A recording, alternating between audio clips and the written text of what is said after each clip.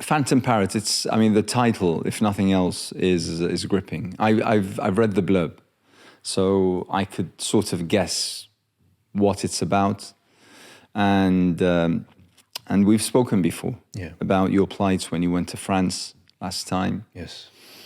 So tell me a little bit about Phantom Parrot. Why the name? And you've been screened several times, and I understand you still have some screenings, especially in Europe. So tell me a little bit about Phantom Parrot. Yeah, Bismillah. So Phantom Parrot, the name is actually taken from a official document of the UK government. It refers to a secret program. It came to light as part of the revelations that Edward Snowden published through a couple of journalists. So it turned out that the UK government has been operating and still is operating a secretive program of collecting intelligence on British citizens.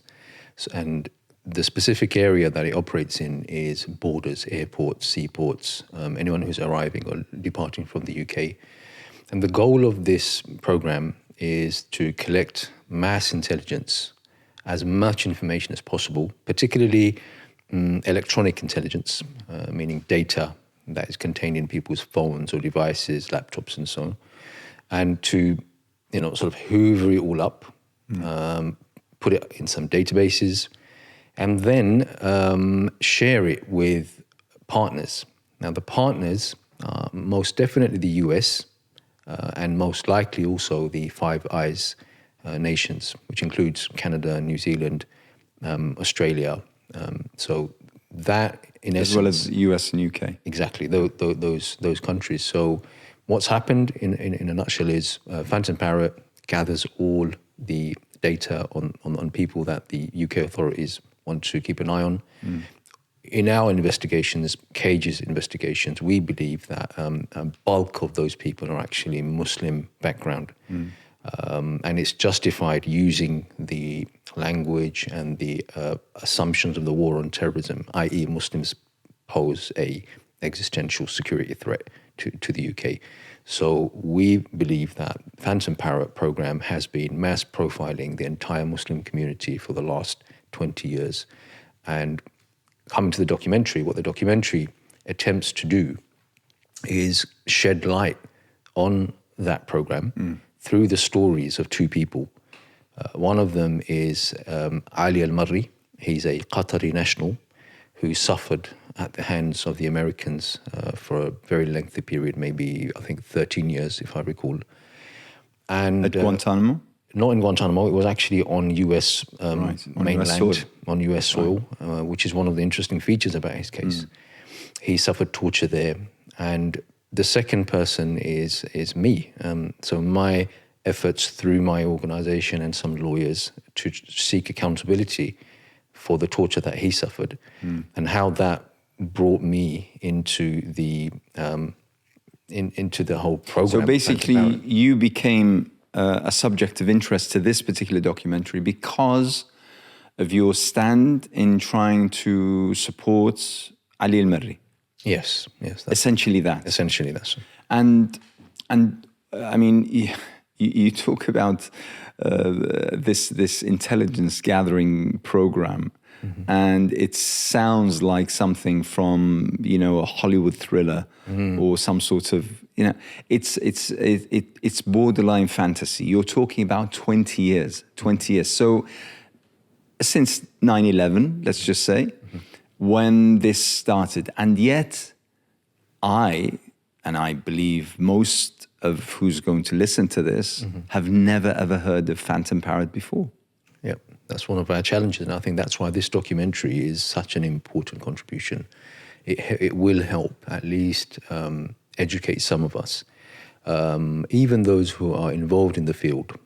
It's hard to follow all these things.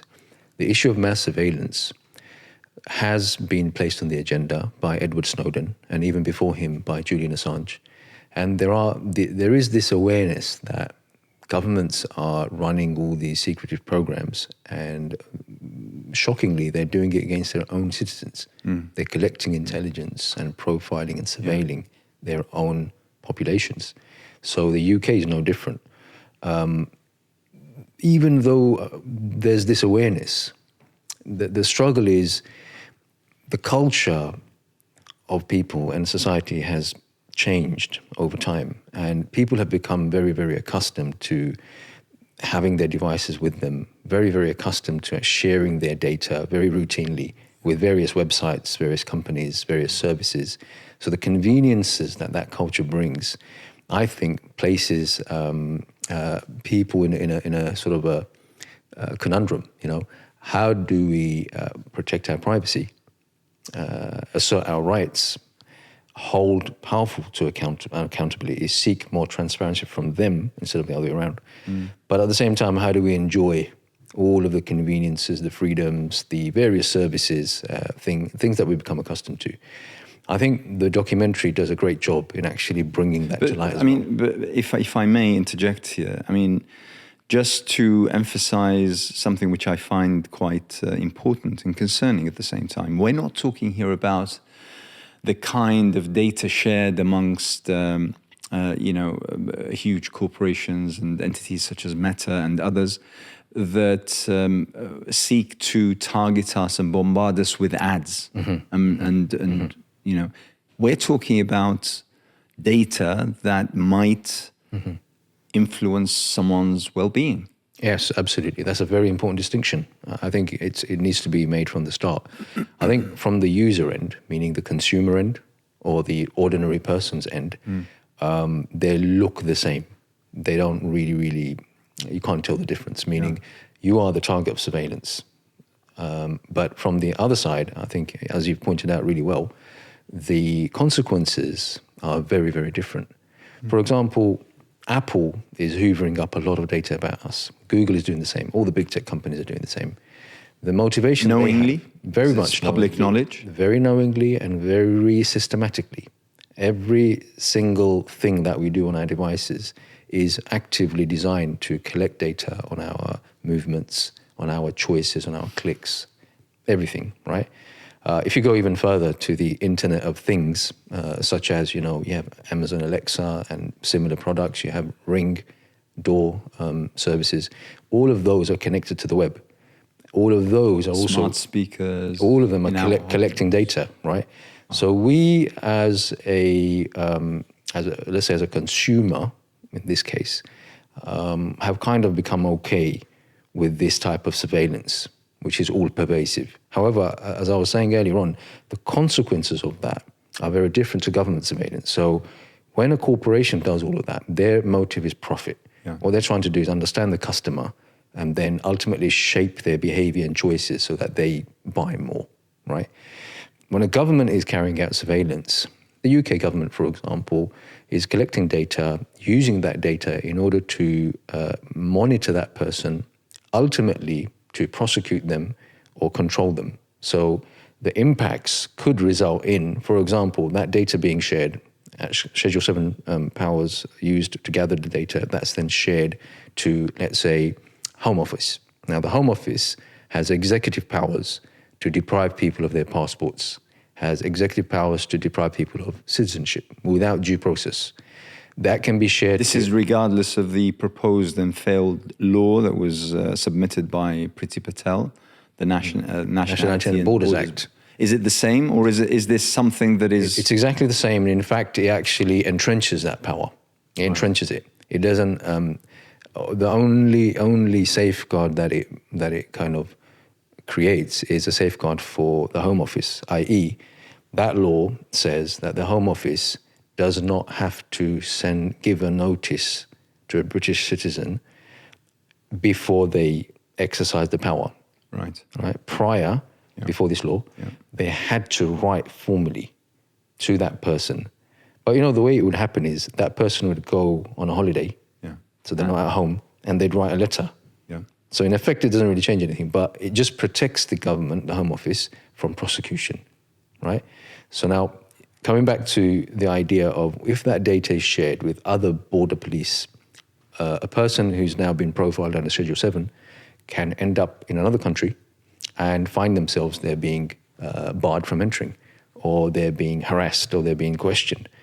So there are all these consequences which a tech company simply cannot have on a person's life that governments can have. So that distinction is really important. And it seems to me that when governments feign concern or probably even anger regarding data collection and data sharing, such as we saw a few years ago back in Congress, for instance, when Mark Zuckerberg and others were hauled before a Congress committee, that legislators are so angry about this happening and asking tough questions and the such. It seems to me that actually governments, from what you've described, have an interest in that kind of practice being widespread, being available, and being institutionalized, meaning covered by law, covered by regulations and the such that are internalized within government. This is not something that the public are privy to. These practices are beyond the reach of laymen like myself or many, many others. In fact, most people wouldn't know about this. There's an inkling that, our data is being shared. Yep. But it's being shared, just like you said a while ago, that it's for profit. Yep. What we don't know is that this is also part of an intelligence gathering scheme. You mean the tech companies are also sharing data with government? Well, that's what I'm saying. Yes, absolutely. Despite the fact that governments might appear to be angry with tech companies, but in actual fact, it's not within the government's interest to actually side with the nation. Absolutely. I think you can kind of interpret all of that. One of the interpretations I have is, in a Western democratic open society, as people want to think of it, there's a struggle between two centers of power. One is the state center, and the other is the corporate center. So this struggle, it doesn't really manifest in other cultures and settings. Yeah. So, we can talk about China, for example, in a minute. The surveillance environment there is very, very different. Okay, it's very, very centralized through the state. Whereas in Western democracies, there's a struggle. And big tech corporations, they've rapidly gained power through big data. Governments are actually, in comparison, very slow. It's only certain sections, such as the military, such as the intelligence services, they're a little bit cutting edge. So in this struggle, government is trying to also put a check on big tech companies from becoming too powerful, okay, particularly in America, but across the West. So this is one interpretation why they're trying to create those safeguards. And ultimately, yes, it's to protect consumers, but it's also, there's an interest, all right? Government wants to be the center of power. And if they lose that and corporations take over, then that's very bad for government, state control, state power. The other thing is, as you say, again, very kind of, you've identified it really, really accurately, which is governments benefit from that arrangement, okay? By law, all these big tech companies, they've already signed agreements that if a court or a police authority asks for data on a particular individual, then they are bound to share that data, okay? And they do very, very routinely. Was that in response to the fiasco that happened a few years ago when, was it Apple? Who was it that refused to unlock? Yeah, there was a shooting in, I forgot the location now, and that person who carried out that shooting, in the end, he died. So they had access to his iPhone. Right. And there was a big public hoo-ha. The FBI were asking, we want access to the iPhone, but we can't get in. And then they went to court. Apple was saying, we're never going to let you. Now, it sounded so brilliant, didn't it? Yeah, I think, so impressive. we really don't know behind the scenes what arrangements, if there are any arrangements. What we know, I think reliably, what we can say is this: the Snowden revelations show the inner workings of the national security state. Those were private documents. They were not for public distribution. Everything else, this press release from Apple and FBI saying this and whatever, we don't really know what the truth is. So what the Snowden documents reveal is that the US government and its partner governments have been carrying out mass surveillance routinely against their own citizens. Why have they been able to get away with it? Because they're shielded from any transparency and accountability. Another reason is they've always invoked this one clause which silences all debate. And that clause is, we're doing this for national security. Yeah. Yeah. Okay? So then some people started to question it. When those revelations came out, they started to question, hold on a second. If your national security efforts require you to spy on American citizens, your own people, how does that make sense? Exactly. If your national security efforts require you to spy on your own allies, like you are spying on Angela Merkel, one of your allies, you are spying on the UN, what they're talking about. How is that to advance national security? Where does it stop? Where does it stop, right? So ultimately, those debates were very, very valuable. And we really have to thank Edward Snowden and Julian Assange. I mean, those two individuals, I think they did a phenomenal public service in order to actually bring this to the attention of the public, the citizens of all these countries. Government is taking away too much power, and it's doing it completely in secrecy. That is altering the relationship between the state and the citizen. And the balance of power is now completely transferring to the state. Whereas the state is meant to exist to serve people, it's becoming the other way around. So what I think the documentary does is tries to bring this conversation to the fore within the UK context in particular. Yeah. Although there is this American connection, because I mentioned Ali al-Marri was tortured in America. Also, there's the NSA partnership between the UK GCHQ. So there are these connections, but really it's for UK people to realize that their government is also operating these secret mass profiling intelligence gathering exercises, and they're justifying it using the argument of national security. We, or let's say general people, the population doesn't see the effects of it. So they might assume, it's not really affecting me, therefore I don't really need to be concerned. It's affecting that small little segment of brown and black and Muslim people. So there must be some reason.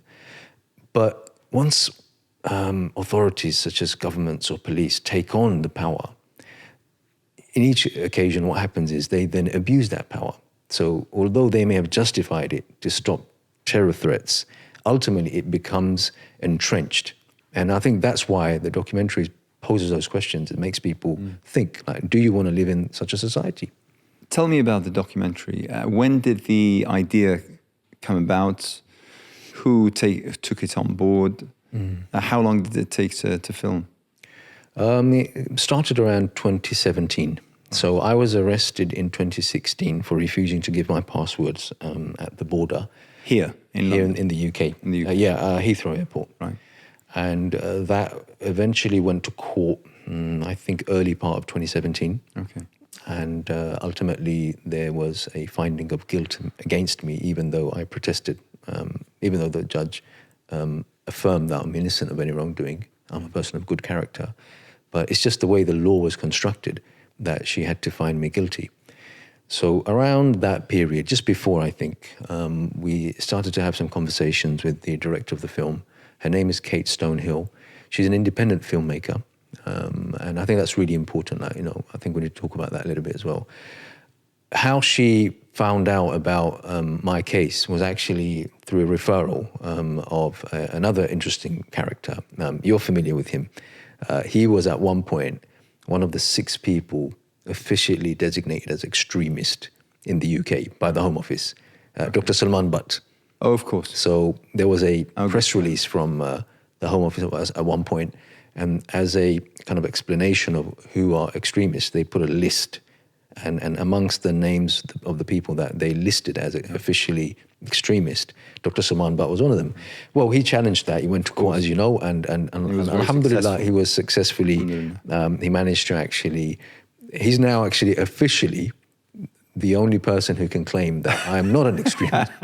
Right? So he did a piece of work with Kate maybe a couple of years prior, and then he recommended that she get in touch with us, and it started from there really. So she came along to some of the activities and events that we're doing connected to the case. So I had an appeal, and I went to the court High Court and then appealed the conviction all the way to the Supreme Court. So, Kate followed all of that experience. When I went to collect the testimony from Ali Al-Marri, the Qatari national that I mentioned, we organized that in a third country. So she was there, also observing all of that, collecting all of that. So she's been sort of following the story, actually, all of this time, maybe over a period of about 4 years, maybe. So it was lengthy, and part of the reason is, I mentioned earlier that she's an independent filmmaker. Yeah. Now, that appealed to me and my team because we felt that Kate had a vision for the documentary, which was in keeping with my own experience of what I went through. And also it was respectful. And she had an attitude of letting the subject of the documentary just speak, right? And I think she did a tremendous job in that. And our trust in her actually really was worthwhile. How she presented the stories, not just of myself, in particular Ali Al-Marri, it was respectful, it was objective, it was fair. And that's difficult to pull off. In today's media landscape, it's difficult to pull off. Being an independent filmmaker gave her that latitude, right? Now, the challenges that came with that was she didn't have any funding or any real support from anybody from the industry, in the beginning at least. So that was a challenge in the entire process. There were moments when we both would, we would think, where is this going? Will it really materialize into something, or is it just gonna sort of like slowly die or something like that? But alhamdulillah, it all worked out eventually, through her, diligent efforts, and she has a team, a production team. Eventually she built a team, and they were able to secure support from the industry with some quite heavy hitters, So alhamdulillah, it came all came together. Where has it been screened till now? It was premiered at the CPH Doc Fest, which is one of the leading documentary film festivals in the world. That was in Denmark. Right. That was in March. Okay. So it sort of like had its launch. And how was it received? MashaAllah, it was really wonderful. I think around 200 people attended, and on the day, the engagement was very lively.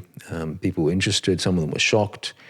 And then online, we've had a few very good reviews from industry publications. All of it's been very positive so far. So from Denmark, it had its UK premiere in Sheffield. Again, very positive response. We've always had packed attendance, actually, at each of these events. And then from there, I think there was a film festival in Kosovo, and in London, there was a screening last week. There's one coming up in Zurich in 2 weeks' time, a film festival. There's one in Berlin in the following month, and then there's one in Washington. So all of these screenings are lined up. Very good. Inshallah. So I asked the question, I think I know the answer, but has there been any kind of response, any kind of comment from, governments, from intelligence sources, from anyone who is relevant to this? So far, no, zero. Maybe they just don't know about it. I don't know. I mean, the way the launch is happening is it's going through industry first. Right. So the festival circuits. And the idea is hopefully, it will gain some traction there. And eventually, perhaps, if the opportunity arises, then there'll be some broadcaster who will take it on. And then there'll be a phase where it will be sort of at the community level, there'll be screenings, more public screenings. So I think maybe they just don't know about it, but I'm sure they do. And maybe they're just waiting for it to come into the public domain properly. And is it likely to come into the public domain? I very much hope so. I think it's a very high quality production. It's like if you switch on Netflix and you watch something on Al Jazeera, it's a very good quality. So that kind of stuff. Yeah, mashallah. I think it deserves it for sure, and I do think someone will snap it up at some point. Let's talk more about the state of our collective security, or lack thereof. under this particular regime. I mean, this started officially after 9/11 because there was, in my view, a viable excuse to introduce laws, to add layers of regulation, and the such. As you say, I mean, under the extremely convincing sort of justification of national security. So, I mean, who wouldn't want to be protected against terrorism? So, of course, people will allow for much of their freedoms, for much of their privacy, for much of their to be taken away and confiscated, never to be returned, by the way, because they will feel safer. Yeah. So within that kind of system, within that kind of regime, where do we find ourselves today? I mean, you're talking about Phantom Parrot 20 years ago.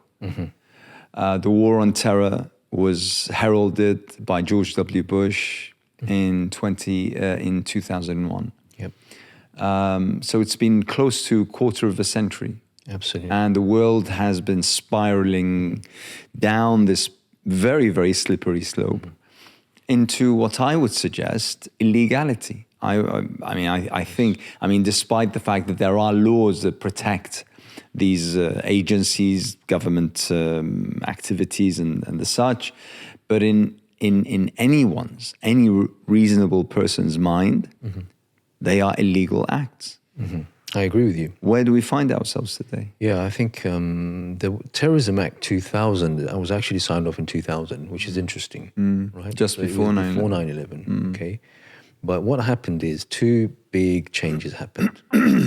So I think the first point to make is that governments are always seeking more powers. That's the way it works. Yeah. And there has to be accountability mechanisms where the population and the citizens which they serve hold government to account. So they don't run away and create a society which is authoritarian, ultimately leading to tyranny. Now, so 2000 was when all of this was passed. And 2001 was the big change. And the second big change was just the rapid advance of technology. So 2001 gave the justifications, and the public argument was won, like just overnight. It was just won completely. As a result of that, what happened, which probably wouldn't have happened prior, is all the necessary checks and balances were just thrown out the window. So to give a comparison, the UK has gone through the Troubles, a 30-year period of bombings, killings, struggle, related to Irish republicanism. And the UK has a way of tackling and dealing with that threat, right? And one could argue quite efficiently. Quite efficiently. And surely there are, laws and powers and, mechanisms to absorb and handle that type of threat. So in that sense, it's not new, right? So what changed is, because the argument was so won, like completely overnight, the checks and balances which existed in that period even didn't exist in this period. So what should have happened is the Terrorism Act and the various powers that were designed as part of it, Schedule 7 is just one component. Those should have been kept as emergency powers, i.e. temporary measures, and they should have been monitored very, very closely by parliamentarians. And every 6 months, they should have been reviewed, okay, as happened during the Troubles. Okay, so that check and balance would have prevented this authoritarian drift, okay? That didn't happen. So instead, there was just law after law, power after power, and each one just tried to outdo the one that came before, until you end up in a situation where I think there's like 15 different pieces of legislation, and they're constantly adding, all in the name of fighting terrorism. Now, the second change, as I mentioned, technology rapidly changed. Okay, so one could imagine it very easily. In 2000, the first iPhone was created in 2007, if I'm not mistaken. Yes. So prior to that, you're talking about Nokia phones, which we nowadays call dumb phones. Okay. So in the year 2000, when the law was set out, and if we just take Schedule 7 as an example, the idea was we would be stopping people at the borders, we'll be searching them, we'll be questioning them, okay, which is intrusive, okay? I would argue that, you can't do that unless you suspect them of a crime, okay? But let's just let that slide for a moment. So you'd be searching that person, they'd be carrying some documents, maybe a briefcase, maybe whatever. Now, fast forward 2007 and then fast forward the social media age, all of that's changed. Now people are carrying laptops, iPads, they're carrying phones, sometimes two. They're carrying all sorts of electronic devices which are essentially surveillance tools in our pockets. Yeah. Now the same laws are just applied as though nothing changed, okay? So that's what's led us to where we are, all right? There's a host of other reasons, but I think these are two fundamental things that in the age of digital, we exist in two realities at the same time, and we cannot separate that. One is the physical reality of the natural world, and the other one is the digital reality. Our existence cannot actually happen without a digital version of our life. So the laws don't recognize that, you see?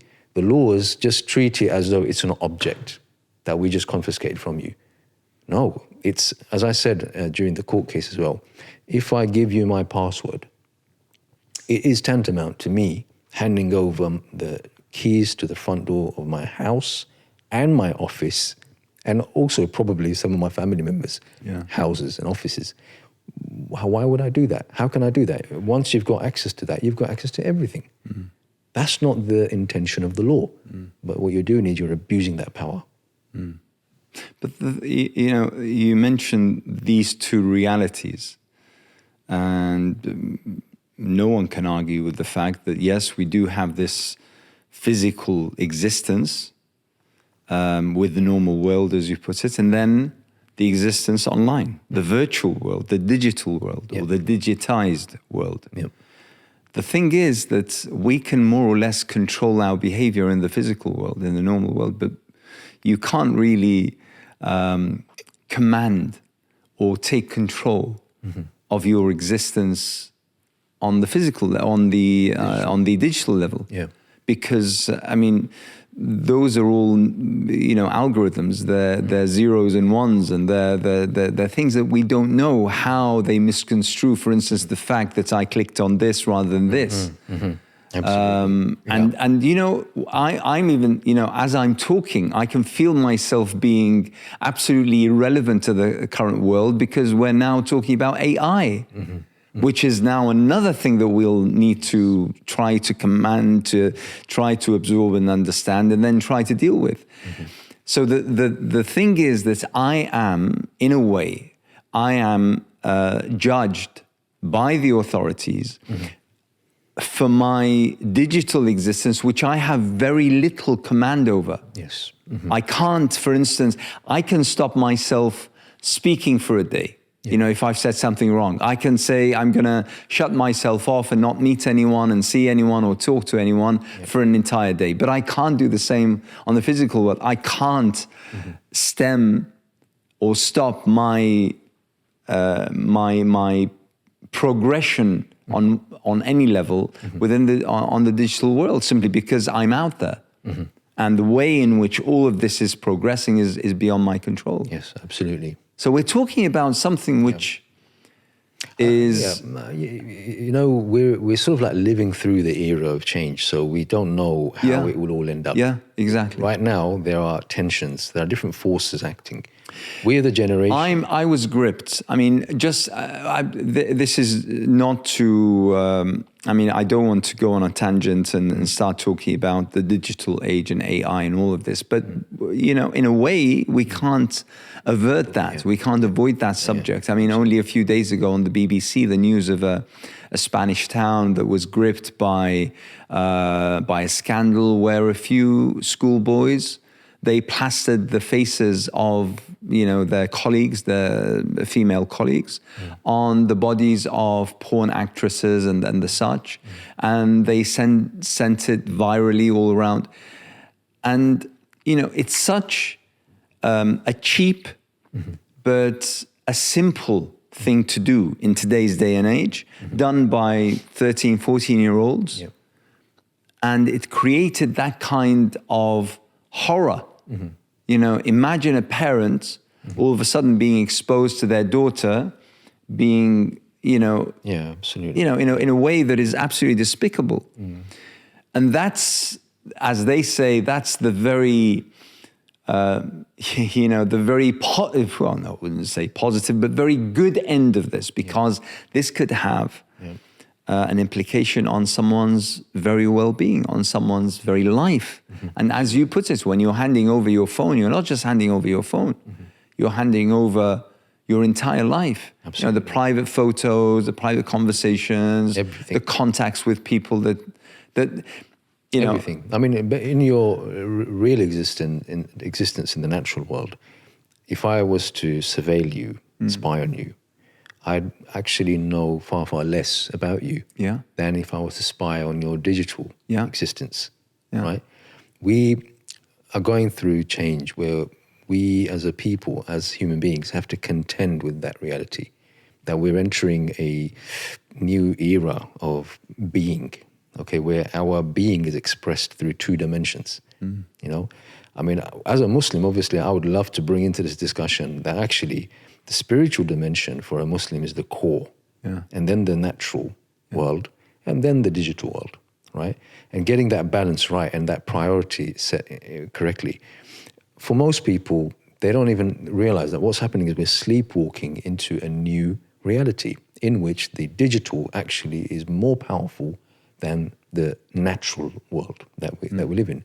So therefore, if states don't play a role where they're actually responsibly handling that, and if they play a role where they pit themselves against their own citizens, and they start saying, in order for us to actually remain in power and to exercise our authority, we have to actually treat these citizens as people who we have to control, we have to surveil, we have to monitor, we can't trust them, they're irresponsible.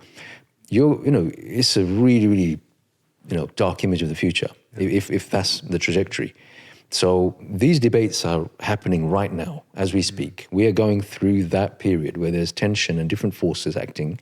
The corporates have their justifications. It's profit. Big data is the new oil. So they are actually not going to give that up. Governments, we talked about that. And then basically the ordinary guy is getting left out. And what I would like to argue, I mean, you mentioned very correctly that the reality is, you know, in the digital space, we have no control. I mean, I accept that. And I would also say that we must exert control. We must, within whatever capacity we can. And there are measures and steps we can take.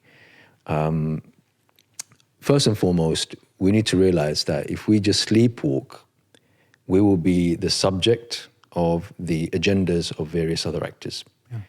The corporate organizations will simply see us as another consumer that they want to exploit and get money out of. The governments will just simply see us as subservient, conformist workers that we're producing for the economy. And so long as they're productive in the economy, we're fine. And if they're not, we're going to discipline them. Right? We have all the data to justify it. What we need to do as individuals, as citizens, as Muslims, we need to say, we're going to take control of our digital life. How? The first thing is we assert that every single human being has a personal dignity. Part of that dignity, when it comes into the discussion about data and digital life, is privacy. Our starting point has to be that every single individual has the right to privacy. If we do not protect that right... And that right is unnegotiable. It's non-negotiable. And no one has a right to encroach on that privacy. No one. Even the authorities, if they want to encroach on that privacy, there has to be some threshold and some requirement that they can evidence, you know, and normally that requirement is that they believe, they have evidence that you may be involved in a criminal act, right? I mean, they have to actually properly make that case, okay? Then the court, a secondary party, which is usually the court, should then weigh it up and say, okay, based on your evidence that you've gathered, I give you the permission to now encroach that person's privacy, right? That's like ABC. But that's sort of an exception to the rule. And that rule is that privacy is something that is sacrosanct. Yes. No, I'm saying that should be the starting point. There shouldn't be an exception. That should be the starting point. And yes, I mean, an exception can be made if there's a justified reason, right? Which I just discussed. Now, that's our start. So if we make that the starting point, then what we should do is measure every single interaction that we have online. Firstly, basic stuff. Okay, I've signed up to the Google ecosystem on my Android phone. Oh, I'm in the Apple ecosystem. We need to say, am I happy, am I comfortable that Apple staff, employees, managers have access to my emails, my messages, to my photos? Am I comfortable with that? I mean, normally, it's like saying, sometimes I explain it to people. All right, let's take a professional example. I have a staff meeting tomorrow. It's going to have about 10 people. We're going to be discussing, let's say, a disciplinary matter, a HR matter, or let's say we want to invest some money. These are confidential matters, right? Am I happy in that meeting to also have, sitting around the table, an executive from Google, an engineer from Microsoft, somebody from Apple? Am I happy with that? Am I happy that they can read, listen to all of the discussions that I'm having in that meeting? No, I mean, nobody would agree. Like, common sense will tell you, no, they don't belong in that meeting. They don't have the right to step into my private space and to talk about and listen to confidential matters that I'm discussing with my colleagues. So how does that translate to the digital space? In the digital space, what we're doing is we are writing all of our minutes. We're recording all of our Zoom calls. The Zoom people, they can watch all of your calls. Your emails are being read by Google employees. So we have to first start from that point. The starting point is, no, privacy is important. It's a God-given right. Nobody can take it from me.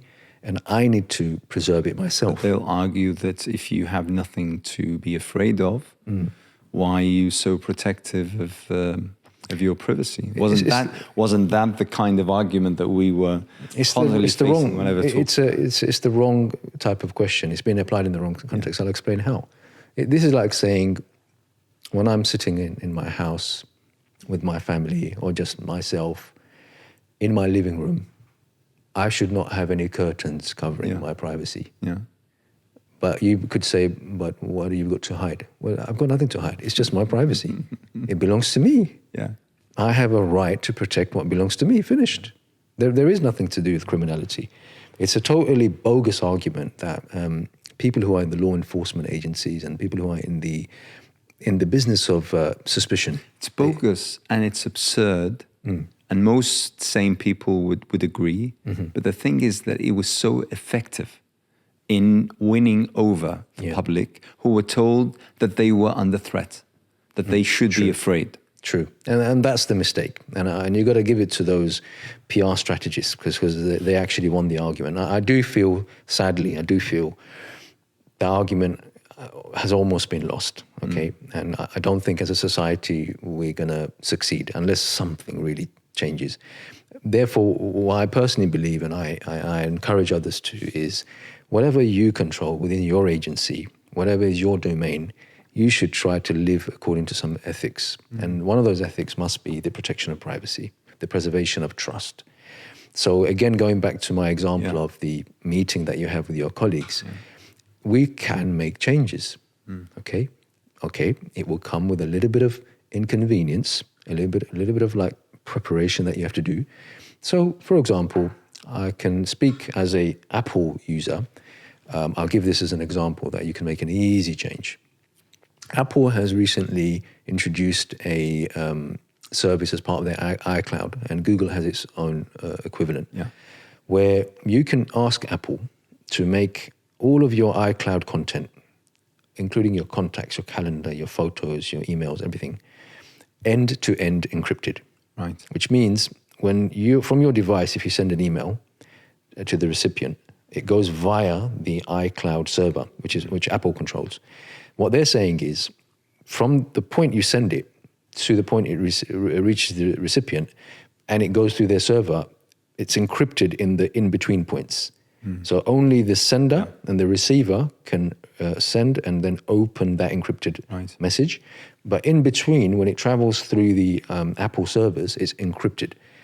Now, we have to trust Apple when they say that, okay?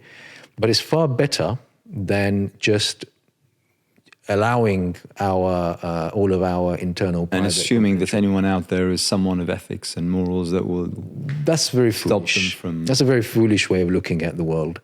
Yeah. And I think anybody who's serious and concerned about the principle, about the ethic of privacy, they would make effort. So that would be my advice, which is there are some steps, and maybe in a different place or a different setting, we can actually outline here are 4 or 5 things you can do today where you can actually enhance your privacy rapidly. Small things, like I just mentioned here. You just do it once. And once you've done that, it's done. From that point onwards, all of your photos you take, your videos you take, it's all end-to-end encrypted. You can rest assured, and you can tell your family that, listen, anything that you share with me, Apple employees are not watching it, okay? I've said similar when I discovered there was a bit of a furore regarding Zoom recently. Yeah. Zoom, like many other companies, what they're doing is they're using their user base to collect the data and then use it to train AI models, right? It's an easy way to get lots of data and then develop AI. So they made this decision, put it in a policy paper. Some people realized, and then they brought it to public attention. So what it revealed is that not just, there was sort of like the outrage was more about how can you use our data to train AI without our permission? That was the outrage. Right. But what it revealed as well is that they literally can watch all of your meetings. Yeah. Literally all of your meetings on Zoom. Yeah. They're sitting in Zoom servers, and the Zoom company and all of its employees can watch all of those meetings, right? So what can you do?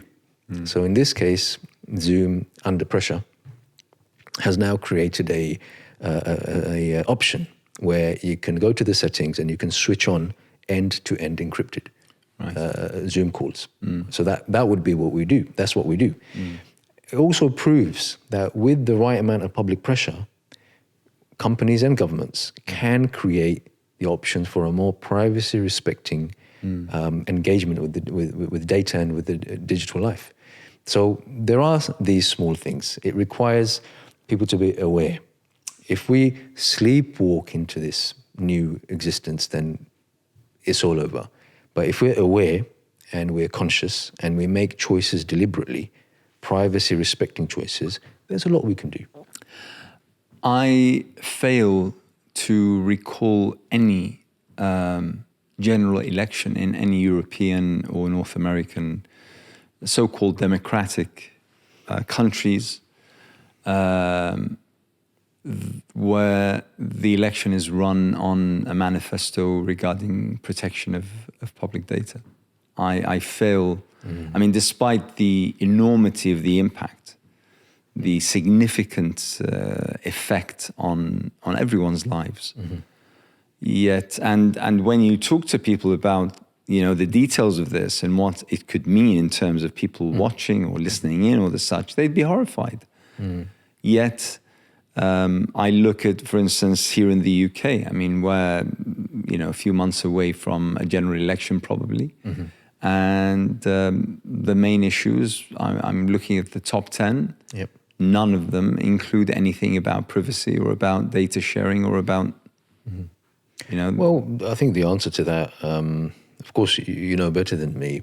For the viewers, the reason is, number one, it's not a good look for if you want to attract support from big business. No big business will support that platform where they are forced to regulate or restrict the amount of data they collect on customers. And number two, the national security industry, which it's become an industry, won't support such a candidate. The police won't support such a candidate. The Home Office and the way it's now structured, assuming a lot of data collection. The civil servants, the institution, I don't think you can succeed in this climate, because that debate has not been won. The debate is actually being won by the other side. If the public debate was further down and there was more of a fair argument from the side of citizens and privacy advocates, then I think we will see elections and candidates emerging, because they'll understand there is a public understanding, awareness of this. So that's my own assessment. I'd like to just, if possible, talk about Ali al-Marri. Yes, of course. Because the film centers really around him. Yeah.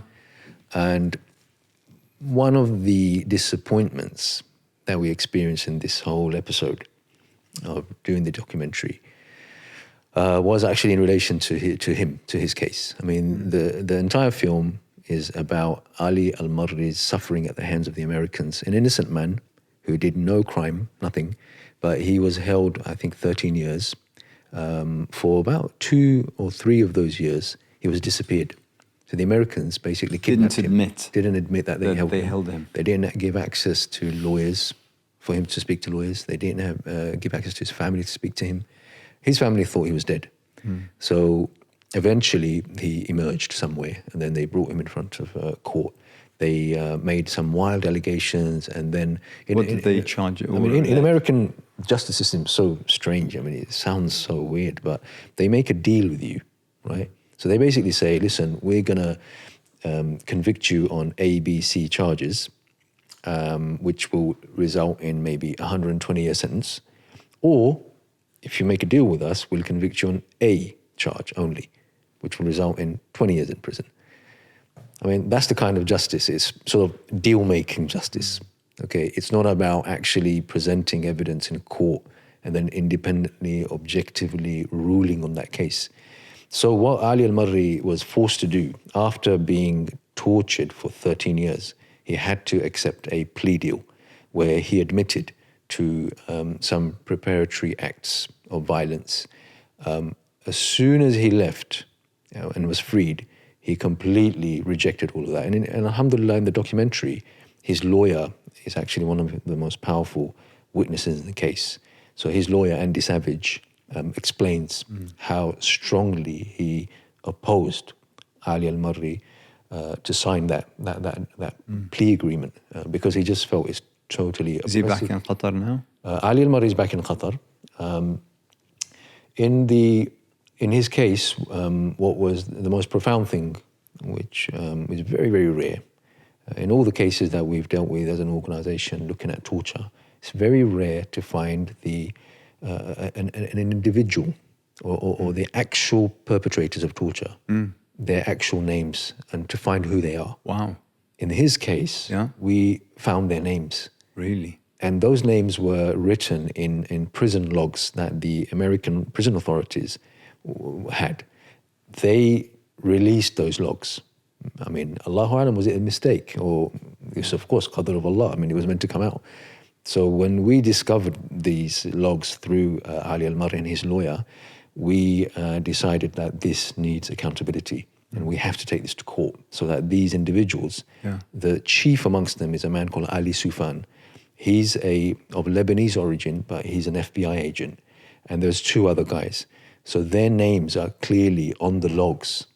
Now, what was disappointing was, number one, it turns out that international law actually has these clauses where if the torture is perpetrated by an agent of the state, he's protected, he's immune. Wow. So sadly, that route didn't get us anywhere, okay?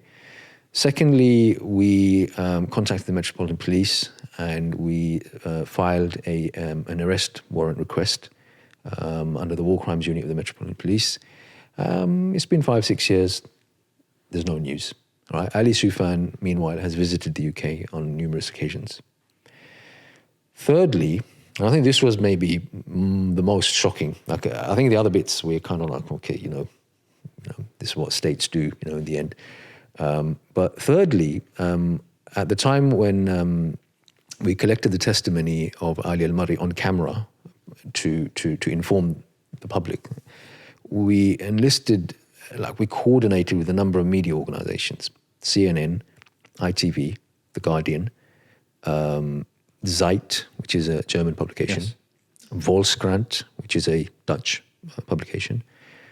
Maybe there's one or two, I can't remember. We coordinated the release of the story of Ali al-Marri, revealing his experience in American custody, talking about all of what he went through, and also his allegations against the perpetrators. So everything was going fine and smooth. And the documentary captures all of this, by the way, until it came literally like 11th hour when we all agreed we were going to publish. So on the day before, I started getting messages from these media organizations. CNN, I think, was the first one, then ITV followed and everybody else. And they basically were saying, listen, we've got some problems. Our editors or our bosses, they're really happy with the story, but they are not giving us permission to talk about the perpetrator. So we were just shocked. We were thinking, but you have the evidence in front of you.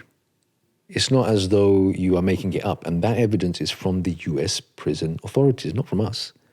It's not just the word of a torture survivor. There's corroborating evidence. You've seen it. You've gone through all of it. You put it through your lawyers as well.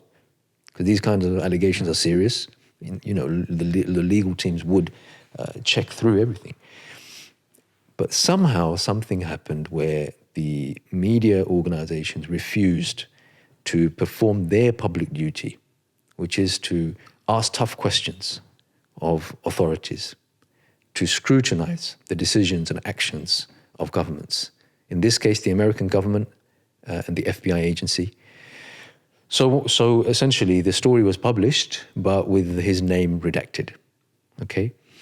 So we are still hopeful, inshallah, that the quest for justice will, inshallah, bear fruits. Inshallah. Of course, if not in this world, then in the next. But Ali al-Marri, I think, is exemplary in his resilience and in his desire to get justice. And he told me many times, it's not just about him.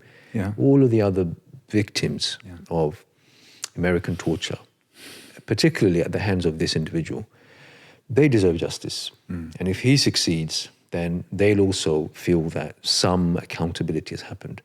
So, inshallah, I think the documentary goes some way towards that, inshallah, and amongst the other things that it does. Jazakallah khair. Jazakumullah. Barakallah feek. Thank you so MashaAllah. much.